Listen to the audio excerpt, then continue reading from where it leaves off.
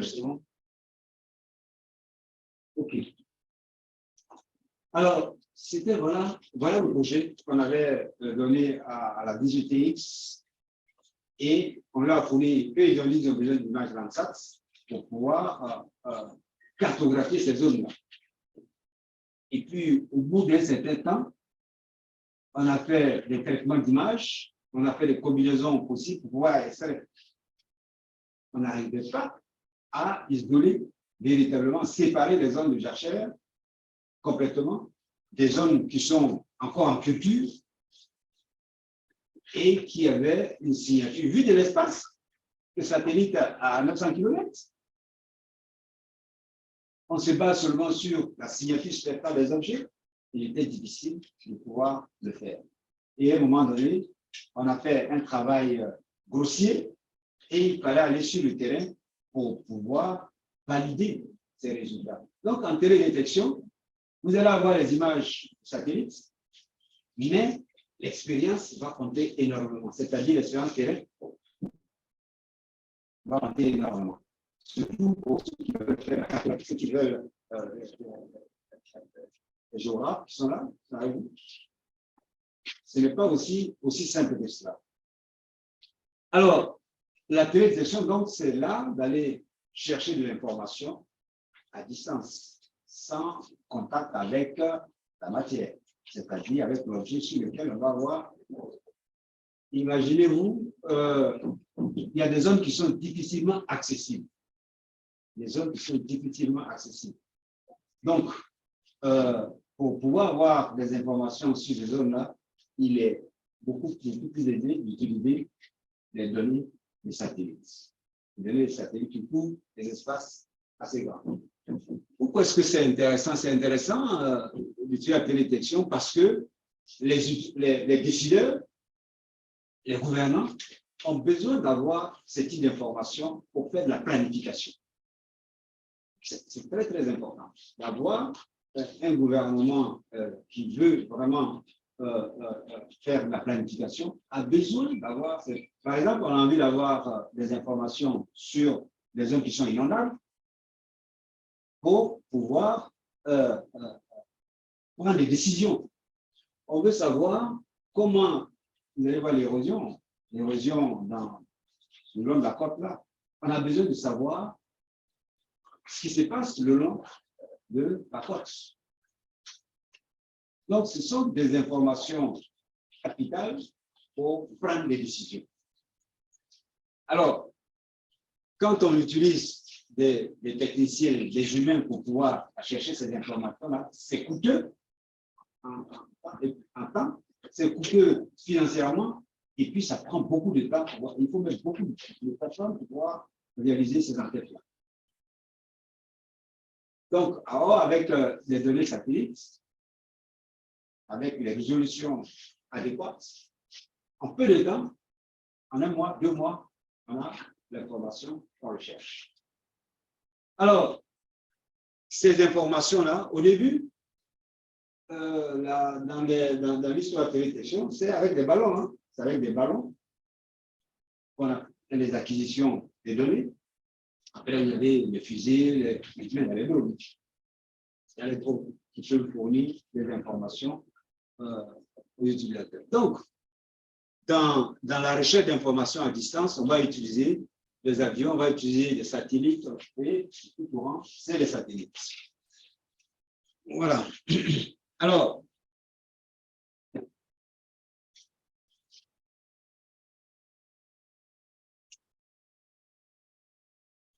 dans un système de télédétection, vous avez télédétection passive, télédétection passive. La source première, c'est le soleil, qui est gratuit, qui va éclairer les objets à la surface de la Terre. Et alors, ce soleil-là, il émet des rayonnements. Il émet des rayonnements. Ces rayonnements interagissent avec les objets à la surface du sol. Et c'est le rayonnement réfléchi en général, dans un premier temps, on va parler du rayonnement réfléchi. Vous voyez le soleil ici, c'est la source du rayonnement qui va éclairer les objets à la surface de la Terre. Ici. Et c'est le rayonnement qui réfléchit, qui est capté par un détecteur qui se trouve sur le satellite. Alors, dans l'utilisation première, vous avez une antenne de réception. L'antenne de réception, c'est au moment où le satellite passe au-dessus de la station qu'il balance les données qu'il a enregistrées à bord. Et ces données-là sont envoyées dans une station de traitement. Et on va faire... c'est des données d'abord qui sont numériques. Ça, c'est pour savoir, une donnée de télédétection, c'est une donnée numérique. Alors, quand on voit les cartes,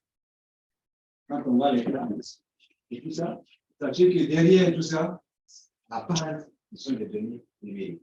Je vais vous présenter sur cette donnée numérique une image est numérique.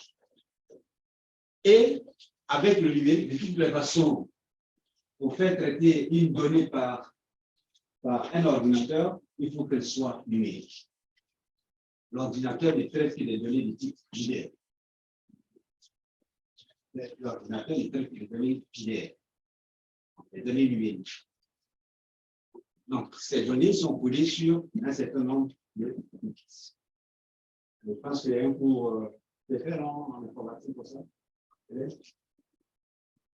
le codage des données. Donc, les données sont au type numérique. Et avec les données numériques, on fait des traitements informatiques là-dessus. Tout ça, les traitements. Et à la fin, ce que le gouvernant, ce que le décideur veut, c'est une carte. C'est une carte. Vos données numériques, ça n'intéresse pas. Il doit avoir une carte. Et cette carte-là, à partir de cette carte, l'utilisateur final va prendre les décisions. Mais sachez que ce n'est pas aussi simple que cela, parce que entre le rayonnement électromagnétique qui arrive, qui interagit avec les objets à la surface de la Terre, dans l'atmosphère, il y a toutes sortes de choses. Vous avez les nuages, vous avez les gaz, vous avez la vapeur d'eau, et tout ça, et qui vont perturber le signal, aussi bien le signal incident que le signal réfléchi. Alors, ce qui se passe, c'est que le signal qui provient du soleil, le rayonnement qui arrive au niveau de la canopée couverte ici, le couvert que vous voyez là, il interagit avec la matière. C'est un rayonnement électromagnétique. On verra ça un peu plus loin. C'est un rayonnement électromagnétique qui interagit avec la matière et en fonction des propriétés physiques de la matière va soit réfléchir une bonne partie de l'énergie, soit absorber une partie, etc., etc.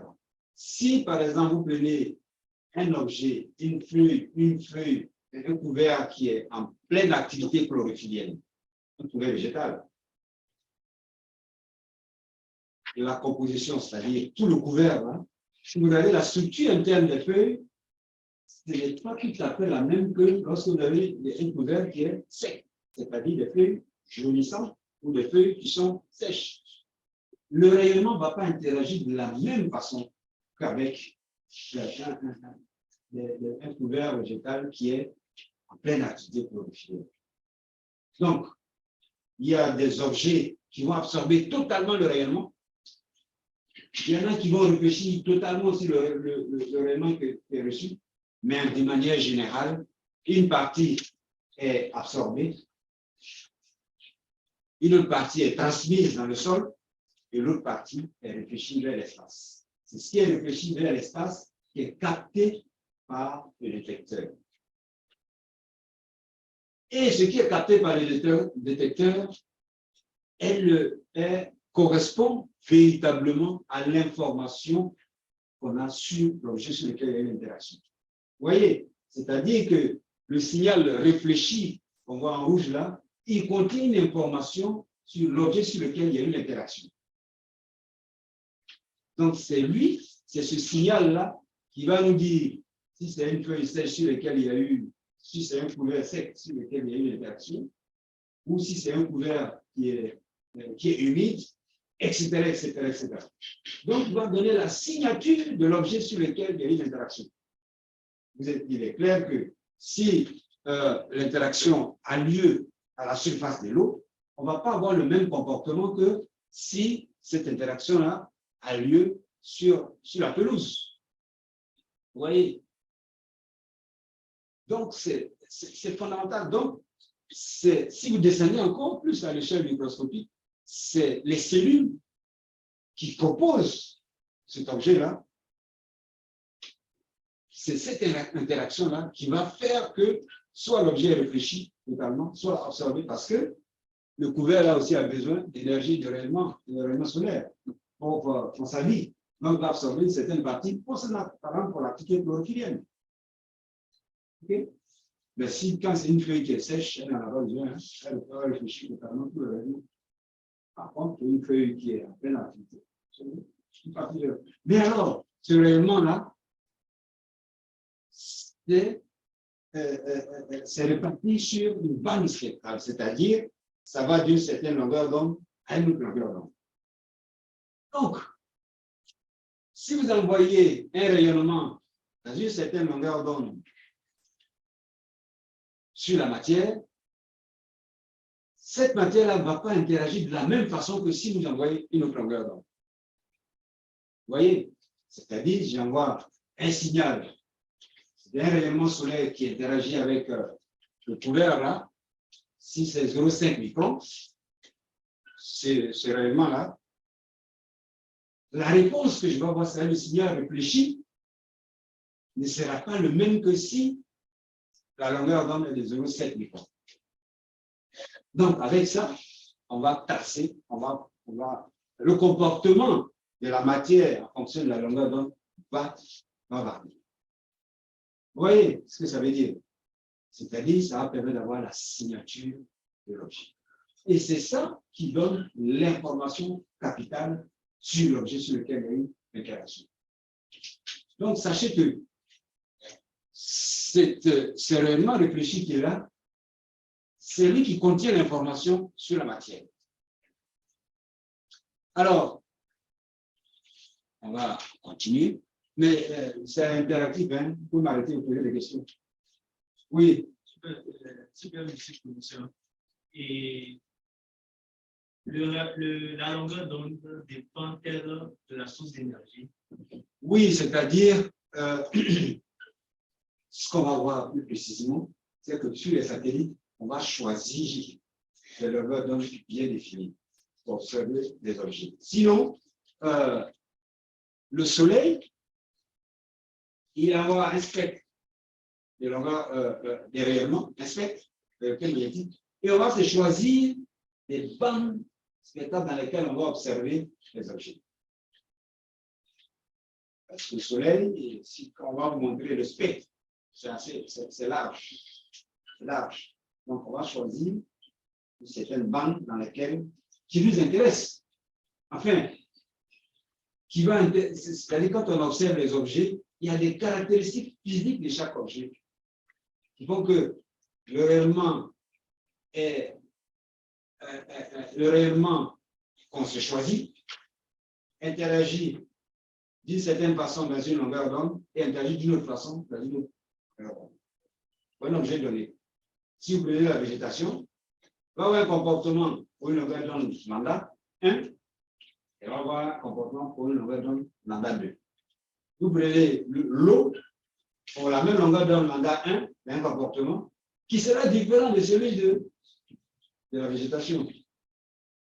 Et c'est avec ça qu'on arrive à discriminer, on arrive à savoir l'objet sur lequel il y a interaction. Parce qu'il faut remonter pour savoir sur quel objet il y a eu l'interaction. Et c'est l'information qu'on cherche. C'est ça, c'est l'information qu'on cherche. Il y a des gens qui sont Je vais poser des questions aussi. Alors, regardez ceci. Dans ce schéma-là, cette partie de soleil, vous avez la source énergétique, le soleil. Vous avez dans l'espace, dans l'atmosphère, il y a toutes sortes de choses, des nuages, de la poussière, il y a des vapeurs d'eau, il y a des gaz carboniques, etc. dans l'atmosphère. Donc, le rayonnement qui en provient du soleil, c'est celui-là qui atteint la cible. Il y en a qui... Ah bon, celui-là, il a levé la main. Kablan. Kablan, un peu... Oui, bonjour, professeur. Oui, bonjour. Bonjour, professeur. Oui, bonjour, monsieur Kablan. Monsieur Kablan Fulgence. Oui. Oui. Alors, merci déjà pour ce cours tellement passionnant pour nous autres. Voilà, les explications que vous donnez sont tellement importantes pour nous. Je voulais juste comprendre quelque chose. Oui. Vous avez dit que le rayonnement émis par la source, voilà, vient dans des longueurs d'onde, n'est-ce pas? Oui. Voilà, et que ce rayonnement-là, lorsqu'il est reçu par, je veux dire, l'objet qu'on est en train d'étudier, alors cet objet peut soit réfléchir une partie de ce rayonnement, ou bien réfléchir la totalité, ou bien absorber la totalité. Bon, dans le cas où l'objet a absorbé toute la totalité, c'est-à-dire qu'on ne pourra pas déterminer cet objet, puisque c'est le rayonnement qui est envoyé et capté par le satellite qui sera ensuite traité. Maintenant, si le rayonnement a été totalement absorbé, est-ce qu'on pourrait étudier cet objet? Oui. Oui, parce que le signal qui va être reçu par le satellite, il est nul. Donc, ça sera zéro. Voilà. Ça sera zéro. Vous allez voir que les données numériques sont, quand c'est codé sur 8 bits, c'est-à-dire ça va de 0 à 255. D'accord? C'est-à-dire que si je reçois 0, si je reçois le maximum, c'est 258. Donc, si le signal, on va voir tout à l'heure, votre question est pertinente, on va voir tout à l'heure dans la structure. D'accord? Mais, dans tous les cas, même s'il absorbe totalement le signal, ça veut dire qu'il n'y a pas de signal réfléchi. S'il n'y a pas de signal réfléchi, c'est-à-dire le capteur, ce qu'il enregistre, c'est zéro. Comme énergie. Zéro. Voilà, zéro, ça veut dire que il y a des objets qui absorbent dans une longueur d'onde et qui réfléchissent dans d'autres longueurs d'onde. Donc, en utilisant ces différentes longueurs d'onde-là, on va savoir discriminer l'objet. Parce que l'objet, il ne va pas absorber le signal dans toutes les longueurs d'onde.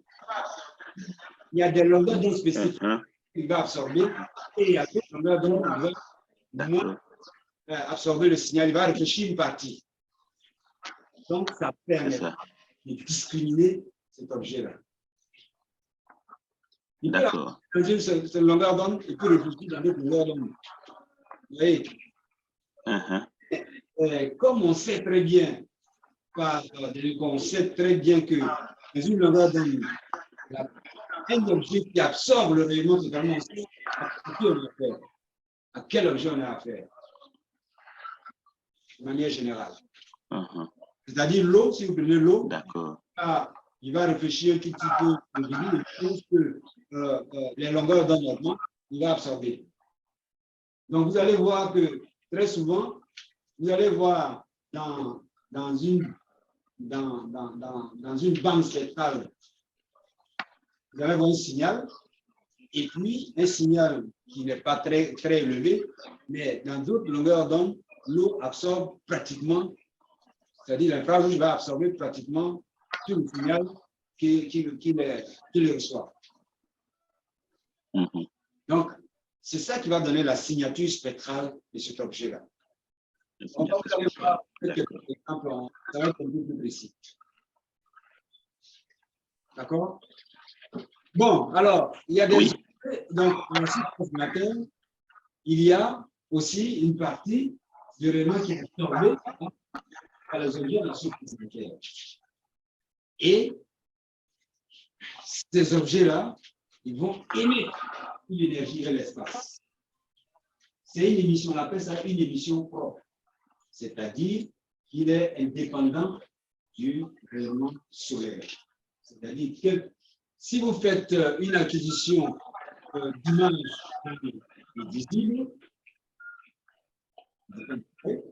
c'est pendant la journée qu'on voit les objets. Donc, c'est pendant les objets, pendant la journée. Il y a quelqu'un d'autre qui a levé la main.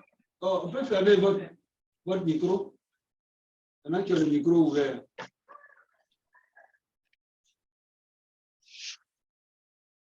C'est bon? Donc, il y a une partie, je vous ai dit, une partie de rayonnement qui est réfléchie, une partie qui est absorbée, et ce qui est absorbé va être réémis vers l'espace, sous forme d'ondes infrarouges thermiques. Sous forme d'ondes infrarouges thermiques. Là, on parle d'émission propre. Dans le visible, lorsque pour qu'un objet soit visible, il réfléchisse le rayonnement, il faut que ça soit pendant la journée. C'est-à-dire, il faut que c'est pendant la journée que vous avez les rayonnements qui interagissent avec les rayonnements solaires qui interagissent avec la matière dans la nuit. Pas ça. Par contre, l'émission propre, c'est à tout moment. C'est-à-dire qu'on peut faire des acquisitions d'images dans l'infrarouge thermique, même la nuit. Okay? Donc, il y a une émission propre, c'est l'infrarouge thermique. Et puis ici, en général, l'autre là, on verra, c'est dans le visible. Alors, après, ça, c'est la télédétection qu'on appelle passive. C'est-à-dire, la source de rayonnement, c'est le soleil. Maintenant, la télédétection active, c'est-à-dire on maîtrise la source de rayonnement, ça, c'est ce qu'on appelle les radars. Les radars. Dans le radar, le satellite emporte sa source d'énergie. Il a ça à bord. Il envoie un signal sur l'objet et le signal est rétrodiffusé. Et à partir du signal rétrodiffusé, on peut avoir une information sur la cible. Vous voyez, si vous avez les radars qu'on a pour évaluer les vitesses des automobilistes, le radar, il envoie un signal, il envoie des signaux, et sur delta t, c'est-à-dire deux temps différents, parcours, on voit votre distance, et à partir de là, on évalue votre vitesse. Donc, c'est le radar qui envoie les impulsions. Il envoie les impulsions, et en fonction de la distance parcourue et du temps mis, et il vous calcule votre vitesse. C'est la même chose pour les satellites, la télédétection de type active. Là, c'est les radars. Ils ont la source de rayonnement embarquée. Oui. Monsieur le professeur, j'aimerais savoir c'est quelle méthode de télédétection qui est utilisée dans le milieu pour pouvoir capter les images sur la Terre. La nuit, on peut utiliser l'infrarouge. Mais l'infrarouge, en général, ici, vous avez, quand on parle d'émission propre, quand on parle de télédétection pour la nuit, pour l'acquisition des données la nuit, on utilise, on a des capteurs dans l'infrarouge thermique. C'est-à-dire qu'ils peuvent vous fournir des informations, pas seulement dans le thermique, hein, dans l'infrarouge. Parce qu'il y a l'infrarouge, il y a le proche infrarouge, etc., etc. Donc, la nuit, on peut utiliser l'infrarouge. Pas besoin vraiment. Alors, donc, ici, je parle de réflexion solaire. Réflexion solaire. Quand il s'agit d'émissions propres à les corps, alors, ici, là, on utilise pour mesurer la température des corps, par exemple. Si vous voulez voir la température à la surface des océans, on utilise alors un capteur de rayonnement infrarouge thermique. bon, je vais faire une discussion. Alors, quand on parle de réchauffement climatique, vous avez dans l'atmosphère, vous avez du CO2. CO2 dans l'atmosphère. Et ces rayonnements infrarouges thermiques qui est émis par les objets à la surface de la Terre sont piégés par le CO2 dans l'atmosphère. Sont piégés.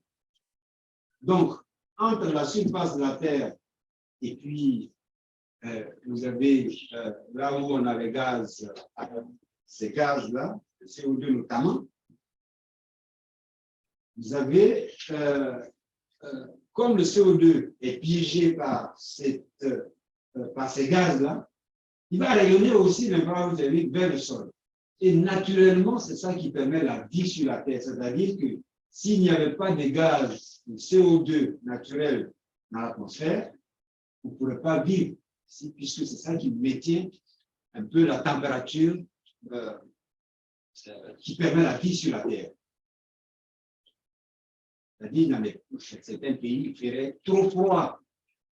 Mais c'est parce qu'il y a le CO2 naturel qui piège le rayonnement infrarouge thermique et qui renvoie ça vers le sol, qui permet la vie.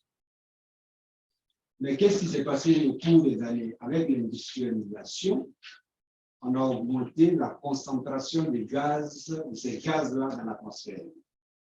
Ces gaz. Donc, le rayonnement, ce n'est pas tout le rayonnement infrarouge thermique qui est piégé, une partie qui va dans l'espace. Mais comme on a augmenté la concentration de ces gaz à effet de serre, il y aura de plus en plus, la basse couche de l'atmosphère sera de plus en plus réchauffée. Et donc, on va ressentir ça au niveau de la vie sur Terre. Donc là aussi, si ça se réchauffe, les glaciers vont commencer à fondre. Et puis, voilà, l'élévation un peu du niveau de la mer, etc., avec tout ce qui se passe, perturbation du système climatique. Parce que ce n'est pas naturel. Mais le CO2 existe naturellement dans l'atmosphère. C'est l'industrialisation qui a augmenté la concentration de CO2 dans l'atmosphère. Sinon, il existe naturellement dans l'atmosphère. S'il n'y avait pas de CO2, on ne pourrait pas vivre. Mais c'est le fait d'augmenter la concentration de CO2 qui fait qu'il y a un réchauffement des basses couches. Parce que le rayonnement est de plus en plus piégé par ces gaz-là.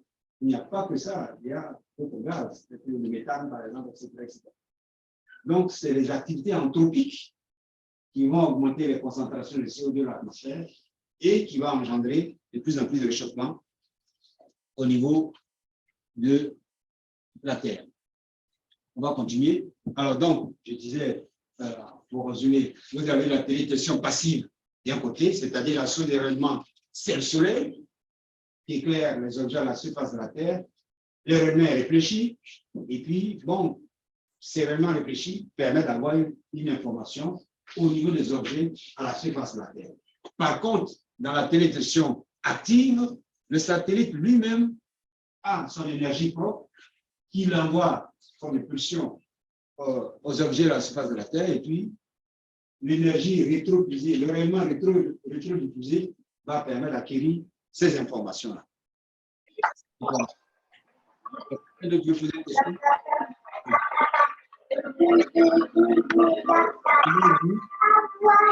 Ah bon. Allô, professeur? Oui. Allô? Oui, excusez-moi de poser encore une autre question. Oui. Je vais juste nous ramener un peu en arrière concernant le rayonnement diffus. Oui. Voilà. Sur l'image, il y a le rayonnement qui est émis par le soleil. Oui. La page en arrière. La page en arrière. Il y a le rayonnement qui est émis par le soleil. Voilà, c'est là. Oui. Voilà, la radiation diffuse là. Oui. Le rayonnement émis par le soleil. Oui. Arrivé là, il y a une partie qui va vers le capteur passif. Oui. Il y a une partie qui vient vers la Terre. Oui. Maintenant, et l'autre qui traverse la Lune, c'est quoi? Lequel traverse, c'est celui-là? Parce qu'il y a trois flèches. Il y a trois flèches.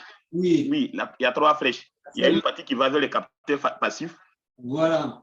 Il y a une partie qui va vers le sol. Oui. Celui-là. Maintenant, ce qui va tout droit là. Lui qui va tout droit là. Celui-là. Celui-là, non? Non, lui, il va vers le capteur passif. Non, pas lui. Celui qui est juste en dessous. Non, non, pas le milieu. La radiation diffuse, la radiation diffuse. Voilà. Voilà. Il y a le rayonnement qui interagit avec les objets au niveau de l'atmosphère. Il y a une partie qui est vers le capteur, qui est diffusée vers le capteur. Oui. D'accord? Et cette information-là, oui. Elle va s'additionner à celle qui provient de la cible. Oui. Vous voyez déjà que le signal qui est enregistré à bord concernant l'objet est perturbé. Parce que ce rayonnement additionnel-là, il n'a rien à voir avec la cible. Vous voyez, ce rayonnement diffus qui arrive ici, là, sur le capteur, qui est enregistré à tout temps que il s'additionne au rayonnement qui lui porte l'information sur la cible. Celui qui porte l'information sur la cible, c'est celui-là. Mais il y a un rayonnement qui provient de l'atmosphère et qui interagit, qui est additionné au rayonnement porteur d'information. Donc, le signal enregistré contient déjà une information qui est, on va chercher à éliminer. Il va falloir chercher à éliminer parce que elle ne donne aucune information sur la cible. Vous voyez? Voilà. Elle ne donne aucune information sur la cible. Et pourtant, elle s'additionne à l'information vraie. Donc, c'est pour vous signaler déjà qu'il va y avoir beaucoup de problèmes en télédétection. C'est-à-dire, ne pensez pas que le signal que vous recevez au niveau du satellite, c'est un signal à lequel vous pouvez dormir, vous prendre ça pour argent comptant. Il y a des corrections qui vont se faire. Il y a des corrections qui vont se faire pour essayer d'éliminer au mieux les perturbations atmosphériques. Donc, il va y avoir un cours aussi sur les corrections atmosphériques. D'accord? Et puis, celui-là, ce rayonnement direct-là, c'est-à-dire qu'il y a la diffusion au niveau de l'atmosphère, il y a une partie du rayonnement qui arrive, qui va directement sur le capteur. L'autre, il va arriver au niveau de la cible. Celui-là, c'est bien, il n'y a pas de problème parce qu'il va apporter son interaction avec les objets à la surface de la Terre, il va apporter une information qui correspond à celle qui est sur la cible. Par contre, celle-là, celle qui est ici, là, elle, si on peut l'éliminer, ce serait vraiment bien. Mais malheureusement, on ne peut pas l'éliminer comme ça. Vous voyez? Donc, dans les traitements d'image, lorsqu'on a une image, il va falloir s'affranchir un peu de ces perturbations du signal. Parce que le signal qu'on reçoit au niveau des capteurs, il y a pas mal de bruit. Parce que ça, c'est du bruit. Il se rajoute au signal propre. C'est du bruit, puisqu'il n'apporte aucune information. Vous voyez? On va continuer. Bon, ça c'est donc l'acquisition des données infrarouges thermiques. Ça veut dire la nuit même, on peut faire des acquisitions. Oui, oui. En arrière, lors du rayonnement de l'énergie, par exemple, j'ai vu au niveau des nuages là. Oui. Ici. Ici. Le rayon a été réfléchi. Le rayonnement a été réfléchi. Celui là, le réfléchi. Voilà, là-bas.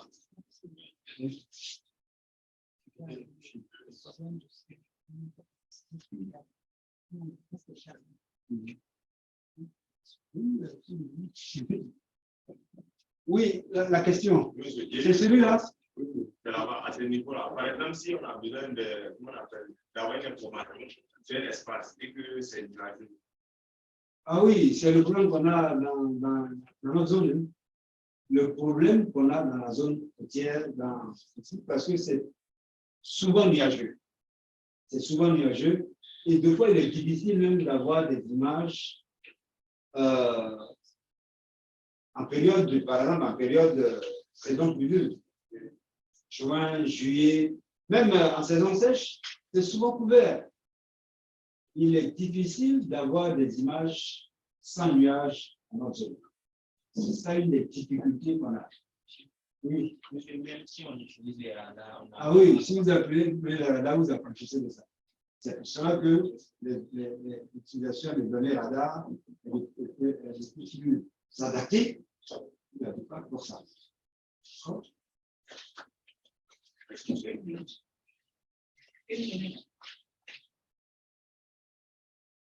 Bon, on va passer. Alors, les images de télédétection. Les images de télédétection.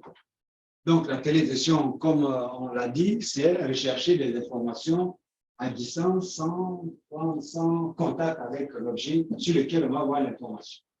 Par exemple, je vais avoir des images de l'Amazonie. Hein, l'Amazonie, on sait ce qui se passe en ce moment. On a dit que c'est vraiment le poumon de notre système. Le poumon de notre système. C'est bien de surveiller l'Amazonie. L'Amazonie, si vous voulez faire des prises d'images par avion, c'est cher. Faire voler un avion pour faire des acquisitions de données, c'est cher. Donc, il vaut mieux prendre des satellites pour pouvoir faire ce qu'il y a eu, je ne sais pas, quelques années là, si vous regardez l'Amazonie, tout était en feu. Je ne sais pas si vous vous rappelez ça. Tout était en feu. Et les gens font tout pour, je ne sais pas ce qu'ils font, une partie de l'Amazonie qui a fait d'être détruite. Finalement, le poumon même du monde, c'est la forêt équatoriale, hein. Côté Congo, le bassin du Congo. Ça, qui est le véritable réserve. Sinon, l'Amazonie, actuellement, ne peut pas maîtriser toutes les activités qui se déroulent là-bas. Donc, si vous voulez avoir des images ce niveau-là, vous avez besoin des données sur l'Amazonie, vous avez besoin d'utiliser des données satellites. Vous voyez, en mer, l'océan, il est à 70%, il représente 70% de la planète. Mais faire une émission en mer, on fait des missions en mer pour acquérir des informations. Mais une mission en mer, ça coûte très cher. C'est-à-dire que des fois, on fait une acquisition, on fait des missions en mer, 3 semaines, c'est au moins 100 millions de francs CFA.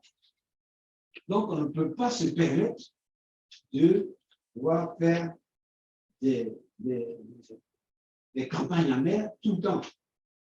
Donc, ce qui est bien, c'est de disposer des outils qui vont permettre d'avoir des données. Et puis, ce n'est pas toutes les zones dans lesquelles on peut aller naviguer pour aller faire des acquisitions de données. Donc, les données satellites sont d'une haute importance. Donc, la télédétection, ce dont nous on va parler, c'est la télévision spatiale. La télévision aéroportée, on utilise donc des avions, on utilise des drones, etc., etc.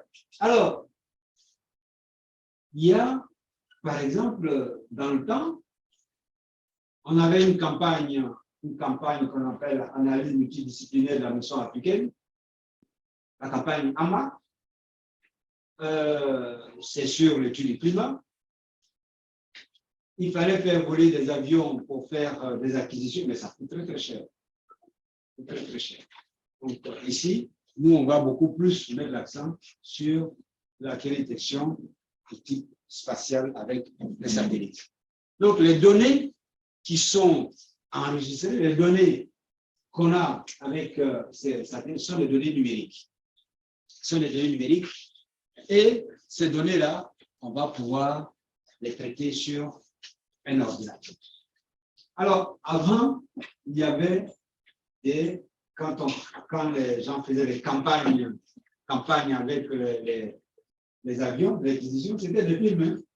Hein? C'était des films, c'est-à-dire que c'était des photographies aériennes. Au début, la télédétection, C'est la photographie aérienne qu'on utilise. La photographie, c'est sur les films, puis bon, qu'on a enregistré. Alors, voilà la X d'une donnée numérique. X, tu peux avoir une donnée numérique. Une donnée numérique, donc, c'est une matrice, ce qu'on appelle une matrice.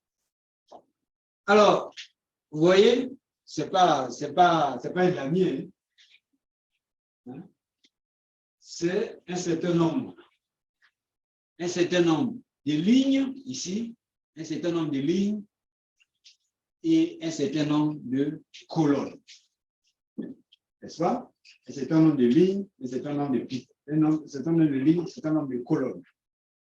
Les éléments qui sont là, les petits carrés là, ce qu'on appelle les pixels. C'est-à-dire, c'est les objets les plus petits que la résolution du capteur permet de voir. Alors, on va rentrer dans le détail de plus en plus. Alors, une image qui est fournie par le satellite, ça se présente de proche. Mais là, les valeurs qu'on a, quand c'est codé sur 8 bits, je dis que 8 bits, ça dit que les valeurs vont de 0 à 255. 0, ça veut dire qu'il n'y a pas aucun signal qui est reçu. 255, ça dit que vous avez la totalité du signal qui est réfléchi. Et entre 0 et 255, il y a toutes les valeurs possibles. D'accord? Alors, ici, les valeurs vont de 1 à 5.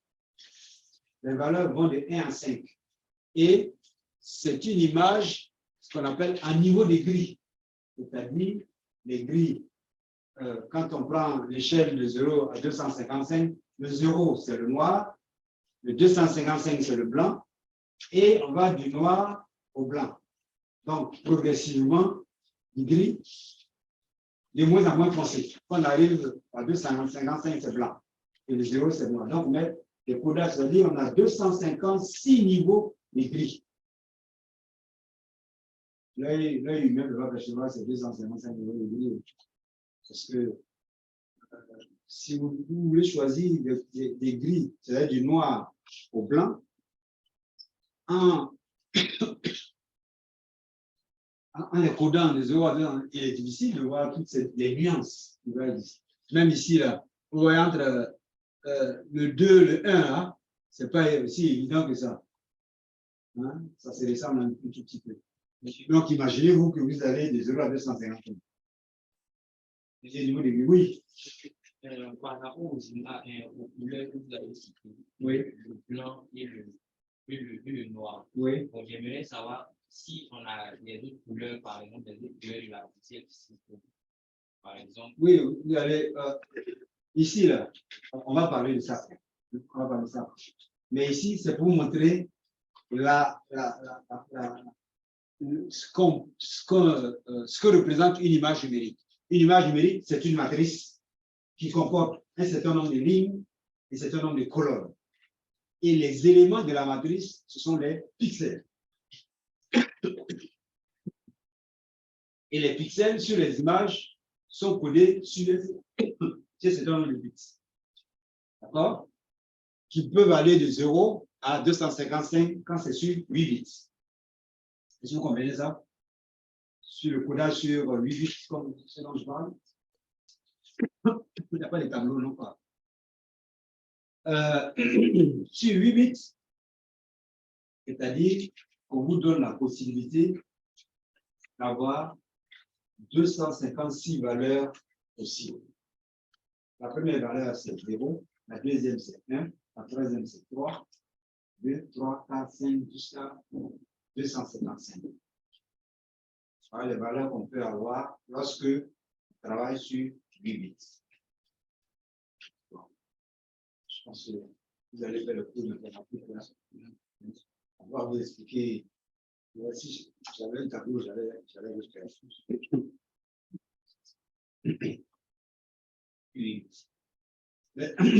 Donc, une image numérique, les valeurs que vous allez retrouver les valeurs que vous allez retrouver, les valeurs des pixels là, c'est soit 0, soit 1, soit 2, soit 3, jusqu'à 255. Vous voyez? Et chaque valeur va représenter, par exemple, si je mets 0, ça veut dire que le signal est totalement absorbé. Si c'est 0, ça veut dire que le capteur n'a reçu aucun signal. C'est 0. Si c'est 255, ça veut dire qu'il a reçu, tout a été réfléchi. C'est-à-dire le signal incident. La valeur du signal incident, c'est la même chose que la valeur du signal réfléchi. C'est-à-dire que tout a été réfléchi. Totalement. Entre les deux, entre 0 et 255, voyez ce qui se passe. Il y en a un qui absorbe 1%, d'autres absorbent 2%, etc., etc., etc. Il y en a qui vont réfléchir à 25%, il y en a qui vont réfléchir à 40%, etc. Donc, ces valeurs-là permettent de savoir le niveau des réflexions qu'on va pouvoir. C'est codé, en fait. C'est codé. Tout à l'heure, votre camarade, M. Kablan, a dit que si c'est absorbé, ça veut dire qu'il n'y a pas d'information. Pas d'information, mais ça veut aussi dire que l'objet sur lequel il y a eu l'interaction a absorbé tout le signal. Et ce n'est pas n'importe quel objet qui absorbe totalement le signal. On connaît à peu près les objets qui absorbent le signal dans une longueur d'onde donnée. Alors, ça se présente sous cette forme. Et puis, voici par exemple une image d'une ville, ça c'est dit, c'est une image spot. Une image spot.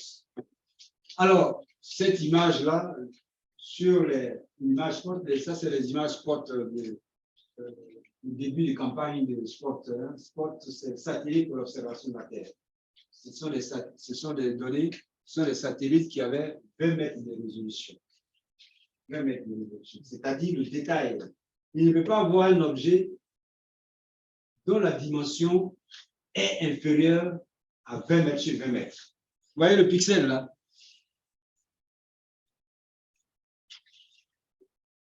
Voilà le pixel, les petits carrés qui sont là. Ça qui va, la dimension va donner la taille du pixel. C'est-à-dire, si je prends ce pixel-là, celui-là,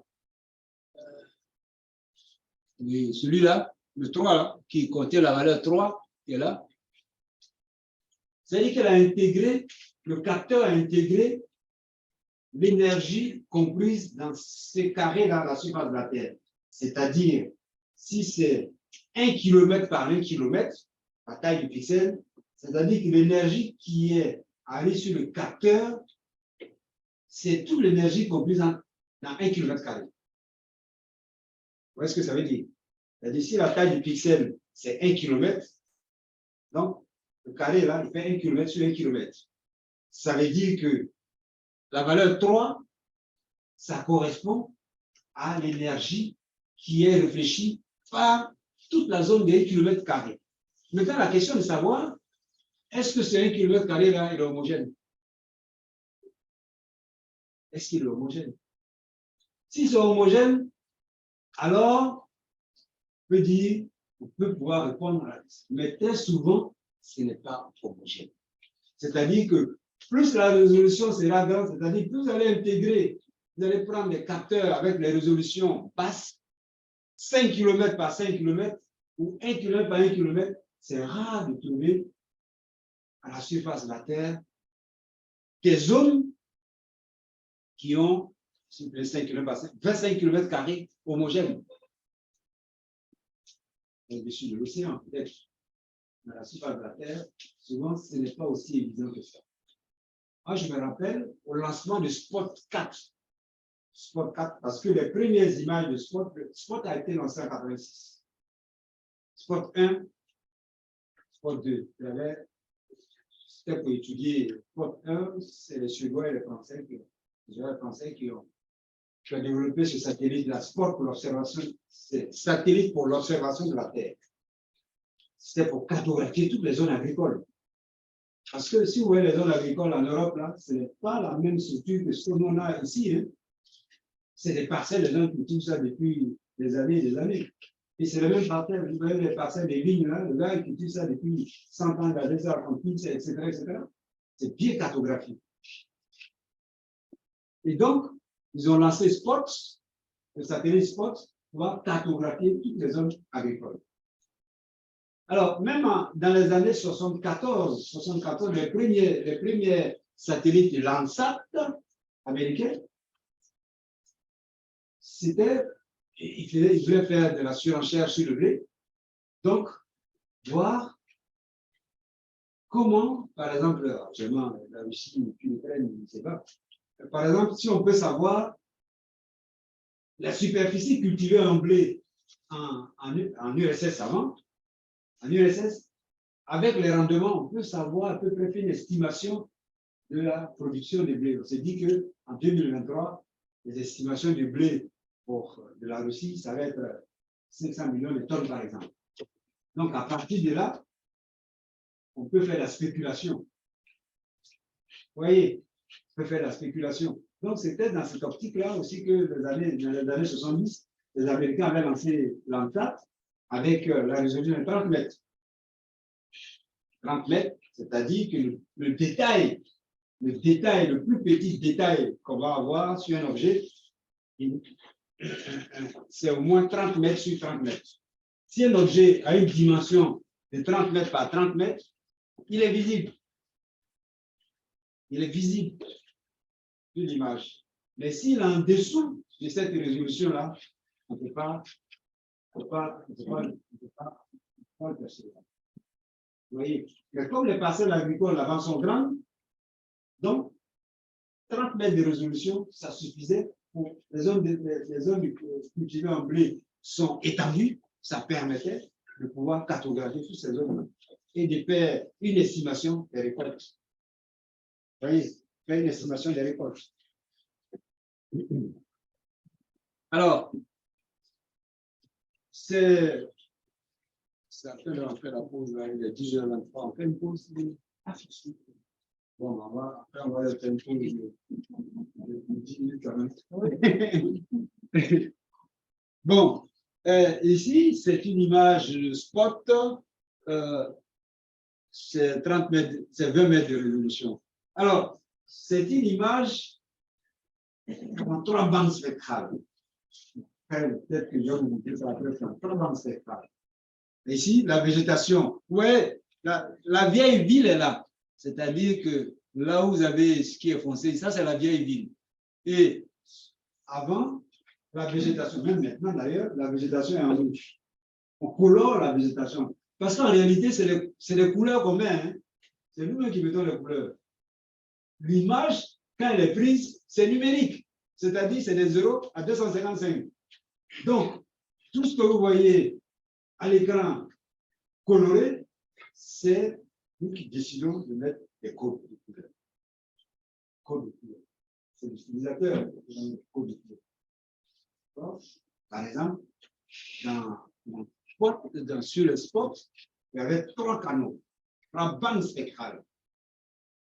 Il y a une bande spectrale qu'on met en rouge, deuxième en bleu, troisième en vert.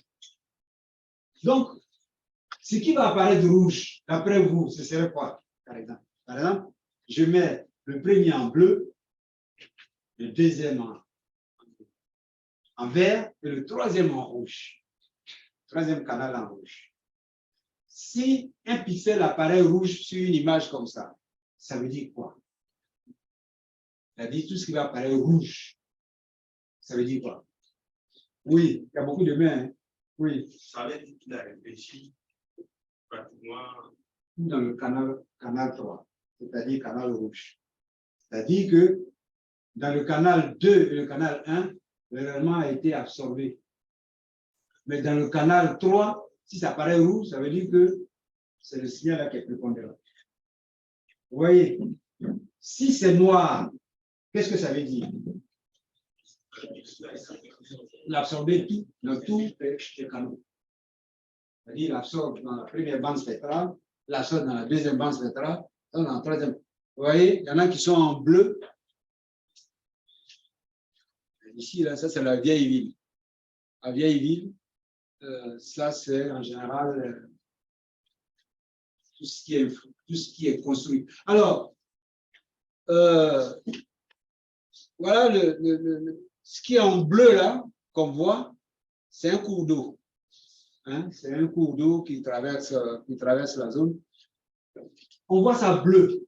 Pourquoi on voit ça bleu? Pourquoi ça paraît bleu? Oui, oui, oui, oui. Je pense que les cours d'eau émettent le signal dans la bande centrale.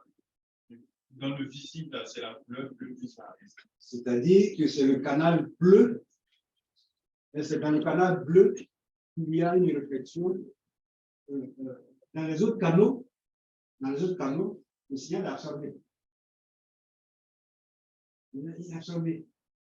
Et c'est dans le canal bleu qui réfléchit. C'est-à-dire, si vous prenez les trois matrices que je vous ai données, c'est-à-dire ceci là,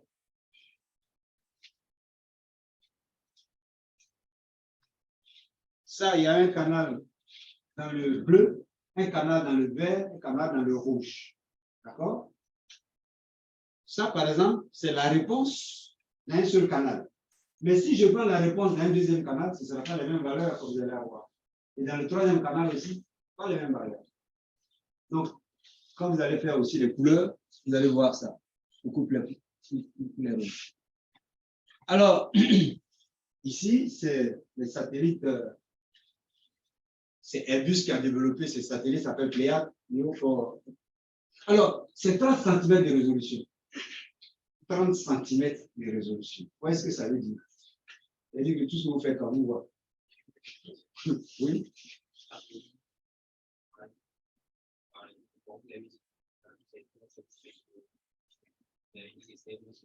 20 mètres. Oui. Ah non, mais je le sais. Parce que un satellite, on le lance, c'est pour une mission déterminée. Donc, on définit sa mission. En définissant sa résolution spatiale, à quelle altitude on va le placer, etc., etc. On définit sa mission. Donc, celui-là, il a été placé à 690 km avec des capteurs qui ont 30 cm de résolution. C'est pour pouvoir faire. Avant, c'était des satellites militaires qui avaient ce genre de résolution. Satellites militaires pour voir le déplacement des troupes, etc., etc. Mais là, on a des nouveaux satellites qui ont ça, 30 cm de résolution. Donc, vous voyez même que on arrive à voir les avions et tout ça qui sont posés. Mais on va vous décrire ça plus tard. C'est pour vous dire que avec des données satellites à 700 km, on peut avoir des données de très bonne qualité, de très haute résolution. Ici, c'est pour des applications maritimes. Là, on voit les bateaux et tout ça. Hein. Là, ce sont des satellites qui sont à 700 km.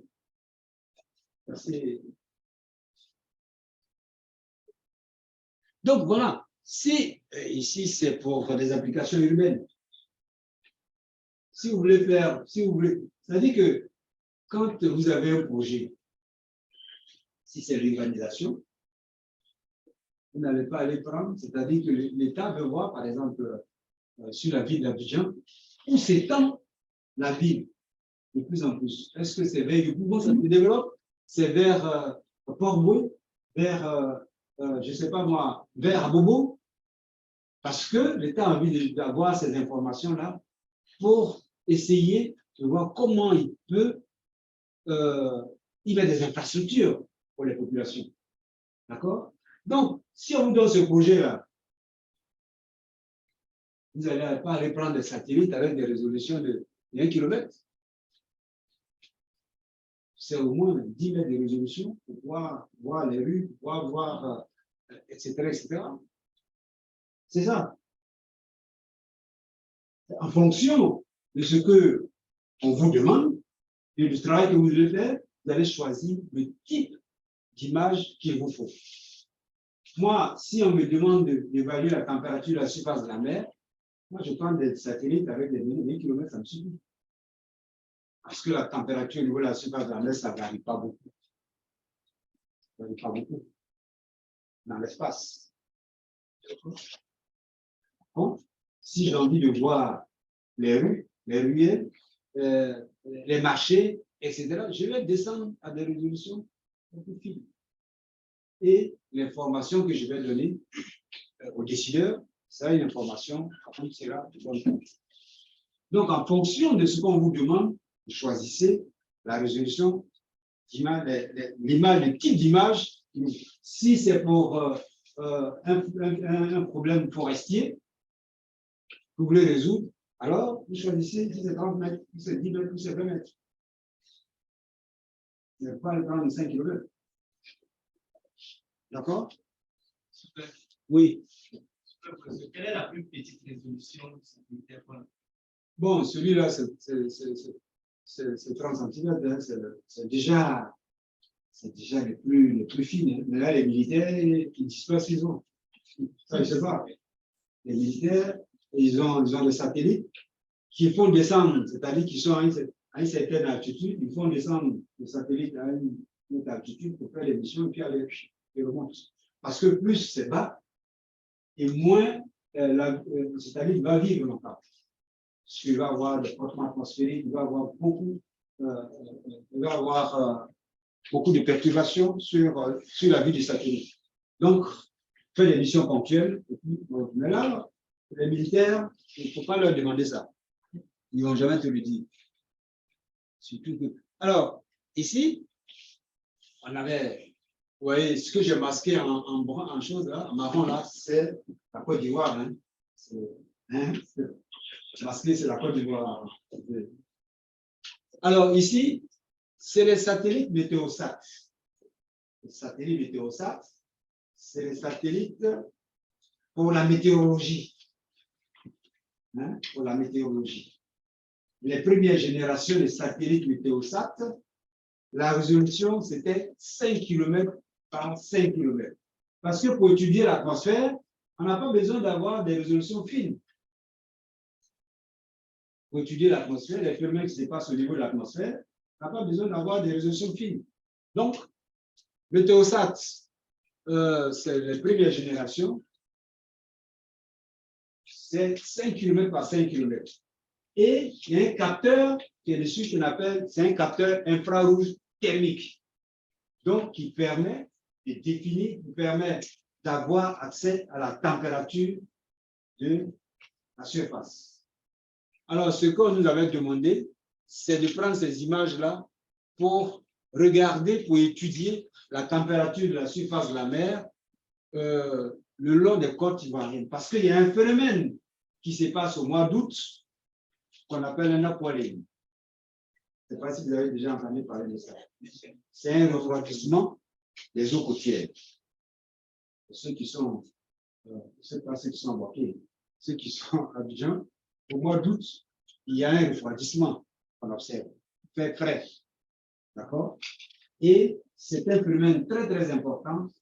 Il est saisonnier, mais sur le plan biologique, il est très important, aussi sur le plan climatique aussi.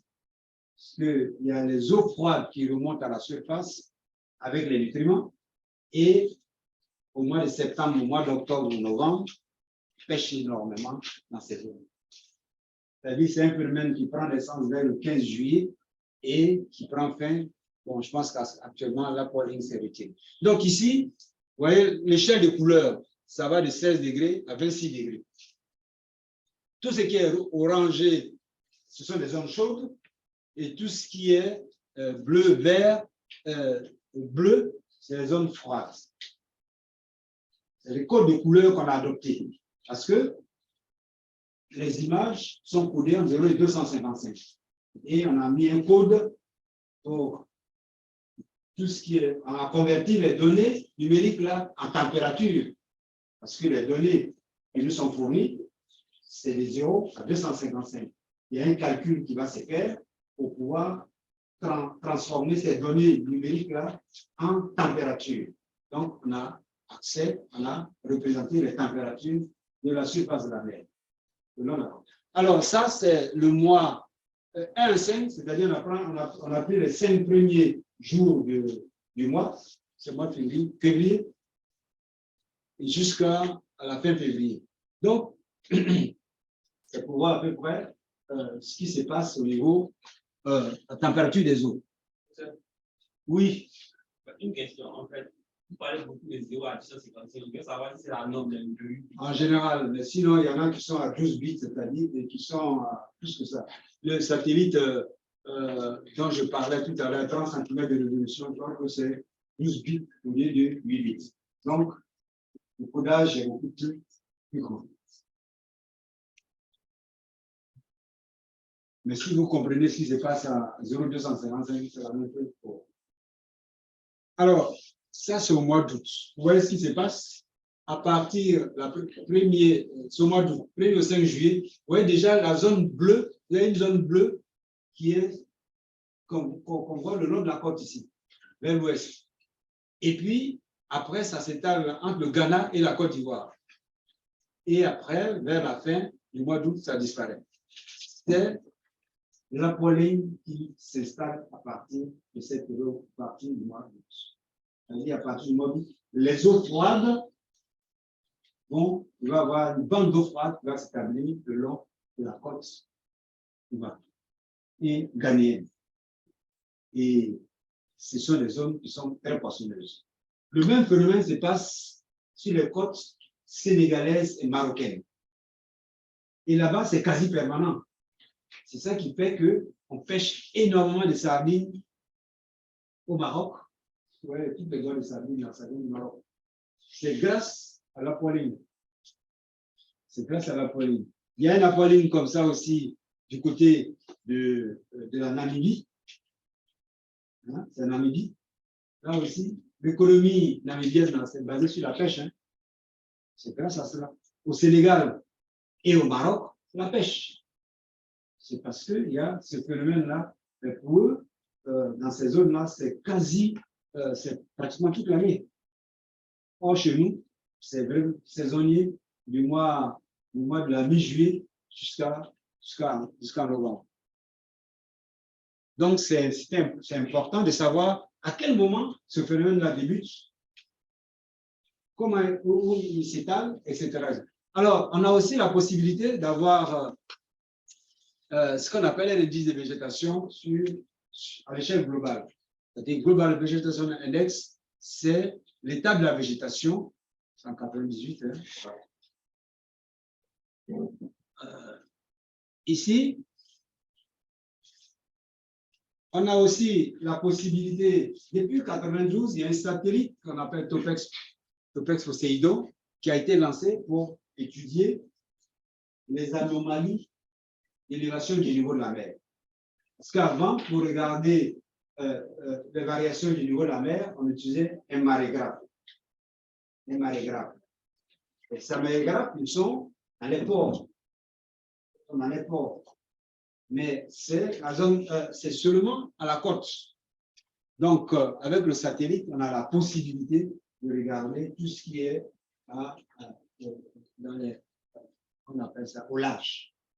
Et ça permet de savoir que depuis le lancement des satellites Topex, Poséidon, en 92, il y a une élévation progressive du niveau de la mer. Il y a une élévation progressive du niveau de la mer. Et Jason, qui a été lancé aussi, c'est ça, ces données sont en rouge. On voit très bien que les données de Jason, du satellite Jason, et les données du satellite Topex Poséidon coïncident. Donc, ce n'est pas de la rigolade. Il y a effectivement une élévation progressive du niveau de la mer. Et ça, on ne peut le suivre qu'avec les données satellites. Vous voyez? Sinon, on a les marégraphes, mais ça c'est dans les ports. C'est ponctuel. Si vous voulez mesurer ici, on a un marégraphe à San Pedro, on a un autre marégraphe à Abidjan. Après, au Ghana, on a un marégraphe à Takoradi, on en a à Tema. Ce n'est pas suffisant pour pouvoir observer ça. Tout ce qui se passe au large, on ne peut pas installer des marégraphes en eau profonde, au large. Donc, la nécessité d'avoir des données satellites.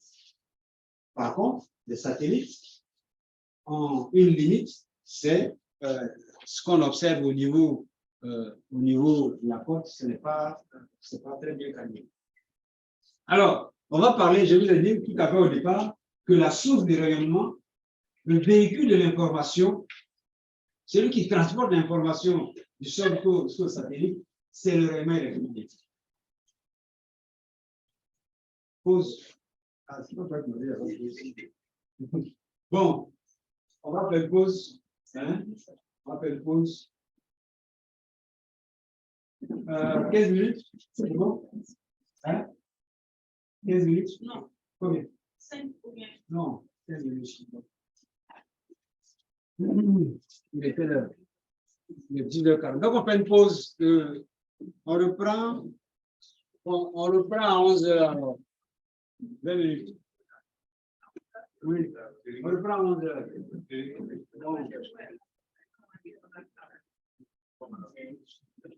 Donc, on reprend à 11h.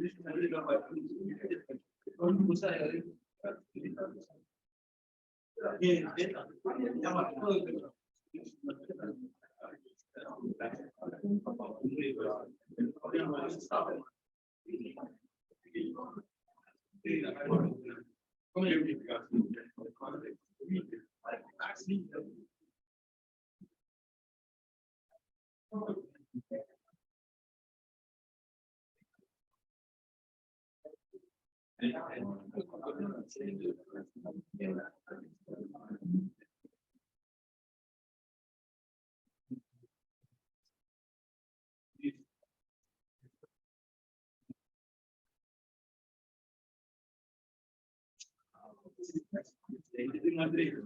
bon. Oui. Non, mais pas arrêter. Ah, excuse-moi.